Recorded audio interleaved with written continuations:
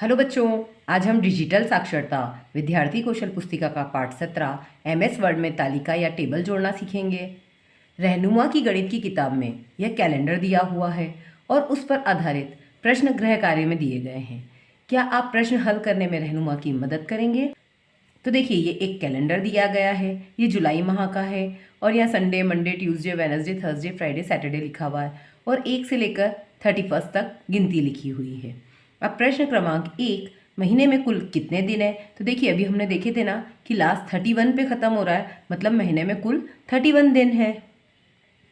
प्रश्न क्रमांक 2, महीने में कितने रविवार है? तो ये संडे वाला कॉलम है, इसमें हम देख लेते हैं 1, 2, 3, 4, तो महीने में 4 रविवार हैं। प्रश्न क्रमांक 3, महीने के दूसरे शनिवार को क्या तारीख है? तो देखिए, ये सैटरडे ये रहा, पहला ये रहा और दूसरा ये रहा, तो दूसरे को तारीख है 13, तो हम लिख देंगे महीने के दूसरे शनिवार को 13 तारीख है।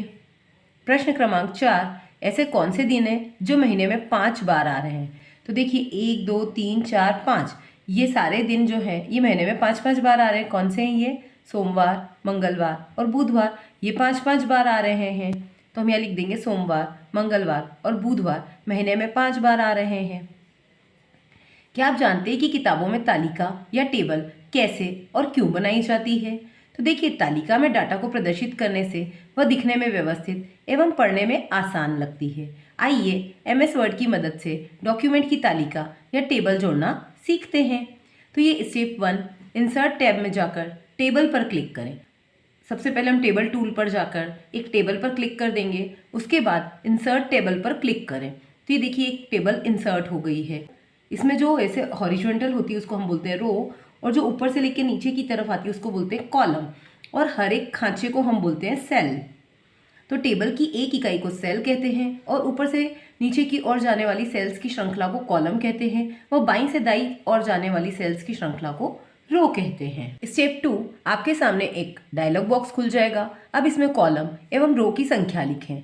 कैलेंडर बनाने के लिए कॉलम और रो दोनों की संख्या 7 लें और ओके पर क्लिक करें। तो देखिए, हमने यहाँ 7 कॉलम और 7 रो सिलेक्ट कर लिए। तो देखिए, 1, 2, 3, 4, 5, 6, 7 कॉलम हो गए हैं और 1, 2, 3, 4, 5, 6, 7 रो हो गई है।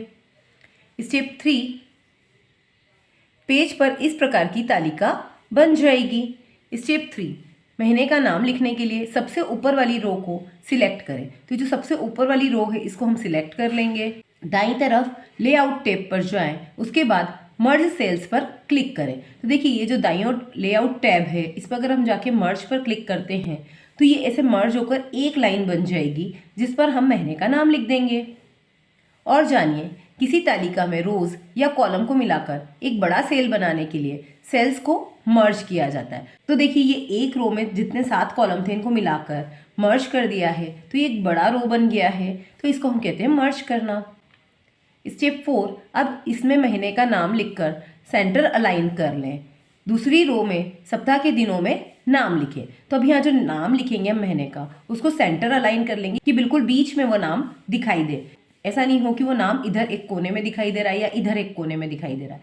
सेंटर अलाइन करने से वो बिल्कुल बीच में महीने का नाम आ जाएगा। स्टेप 5, महीने और सप्ताह के नामों को अच्छे से दर्शाने के लिए टेक्स्ट को बोल्ड, इटैलिक, अंडरलाइन एवं हाईलाइट किया जा सकता है। इसके लिए टेक्स्ट को सिलेक्ट करके होम टैब पर जाएं व नीचे दिए गए विकल्पों में से अपने अनुसार चुनें। तो देखिए, इसके लिए हम क्या करेंगे, जो हमने लिखा है महीने का नाम उसको हम चाहें तो बोल्ड मतलब थोड़ा सा मोटे अक्षरों में, इटैलिक मतलब थोड़ा सा टेढ़े, जैसे अंडरलाइन मतलब उसके नीचे लाइन खींच सकते हैं, हाईलाइट मतलब उस पर कलर ऐसे हाईलाइट कर दिया जाता है। इसके लिए टेक्स्ट को सिलेक्ट करें, होम टैब पर जाएं व नीचे दिए गए विकल्पों में से अपने अनुसार चुनें। तो यहाँ से हम अपने अनुसार विकल्प चुन के इसको कर सकते हैं set. Think, pair and share. अपने साथी के साथ मिलकर एमएस वर्ड पर एक 7x7 की तालिका बनाएं। उसकी पहली रो को मर्ज करके अभी चल रहे महीने का नाम लिखें, उसकी अगली रो में सप्ताह के दिनों के नाम लिखें और तारीख भरें। तो जैसी एक टेबल अभी बनाई थी वैसे ही एक टेबल अपने साथी के साथ मिलकर आप लोगों को बनानी है। अब यहाँ पर रेनू की कक्षा का टाइम टेबल है, वह इसे एमएस वर्ड में बनाने के लिए आपकी मदद चाहती है। रेनू का टाइम टेबल एमएस वर्ड में बनाकर उसकी मदद करें। तो देखिए, यहाँ पर हम पहले रो गिन लेते हैं, 1, 2, 3, 4, 5, 6, 7। तो मतलब 7 रो बनानी पड़ेगी और कॉलम 1 2 3 4 5 6 7 और 8, ये 8 कॉलम बनाने पड़ेंगे क्योंकि ये जो लंच लिखा है ये भी एक कॉलम है। तो इन कॉलम्स में हमने मंडे ट्यूसडे लिख दिया है और ऊपर हमने कि कौन सा पीरियड है, फर्स्ट सेकंड थर्ड फोर्थ, वो लिख दिया है। और यहाँ पर सब्जेक्ट्स के नाम या फिर लंच है तो लंच, ऐसे करके एक टेबल बना दी है। हिंट, इस प्रकार के टेबल बनाने के लिए टेबल को सिलेक्ट करके टेबल डिज़ाइन टैब में जाएं और अपना मनचाहा डिज़ाइन सिलेक्ट करें। तो अगर हम टेबल डिज़ाइन टैब में जाते हैं तो हमें ऐसे मनचाहा डिज़ाइन बना बनाया मिल जाता है जिसको हम सिलेक्ट कर सकते हैं। होमवर्क प्रश्न क्रमांक 1, ऊपर से नीचे जाने वाली सेल की श्रृंखला को क्या कहते हैं? तो देखिए, जो ऊपर से लेकर नीचे तक आती है उसे हम कॉलम कहते हैं। प्रश्न क्रमांक 2, टेक्स्ट को बोल्ड या इटैलिक करने के लिए किस टैब को चुनेंगे? तो हम होम टैब को चुनेंगे। प्रश्न क्रमांक 3, अपनी अंग्रेजी, हिंदी, गणित व सामाजिक विज्ञान की किताबों में देखें कि किन प्रकार की जानकारियों के लिए टेबल का उपयोग किया गया है और क्यों, उसके बारे में यहाँ लिखें। तो देखिए, अंग्रेजी, हिंदी, गणित व सामाजिक विज्ञान की किताबों में टेबल का उपयोग अलग अलग प्रकार से किया गया है। जैसे अंग्रेजी में फॉर्म्स ऑफ वर्ब, हिंदी में संधि व समास, गणित में बारंबारता, सामाजिक विज्ञान में पिछले वर्षों के आंकड़े दर्शाने हेतु टेबल के उपयोग से जानकारी को समझना आसान हो जाता है।